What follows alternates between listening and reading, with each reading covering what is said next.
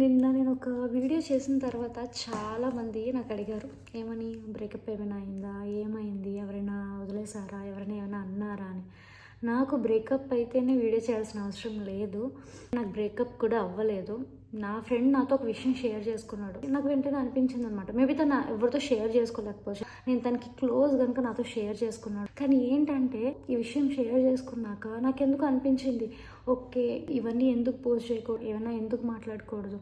ఇప్పుడు మనం తప్పుడు మాటలు మాట్లాడినప్పుడు ఆలోచించాలి, ఏమైనా తప్పుగా మాట్లాడినప్పుడు కూడా ఆలోచించాలి. మనం చేసేది ఒకరికి హెల్ప్ అవుతుంది అని అన్నప్పుడు మనం మాట్లాడడంలో తప్పే ఉంది, అడగడంలో తప్పే ఉంది. తను నాకు చెప్పిన మాటలు నేను ఎందుకో మీతో అందరితో షేర్ చేసుకోవాలనిపించింది. ఎందుకంటే నేను ఇలా చెప్పడం స్టార్ట్ చేశాక, అక్క నాకు ఇలా జరిగింది, నాకు కూడా ఇలా అయ్యిందని చాలామంది నాతో షేర్ చేస్తారు.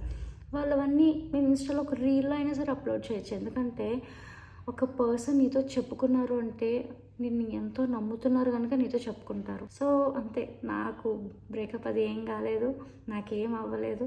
అండ్ నా వాయిస్ మీకు అలా అనిపించింది, ఓకే నేను కాదని చాలామంది నాకు అడిగారు ఏమైంది ఏంటి అని. వాళ్ళందరికీ కూడా చాలా చాలా థ్యాంక్స్. కానీ నాకు ఏ బ్రేకప్ కాలేదు, నాకేం అవ్వలేదు. I'm good, I'm all okay. Thank you.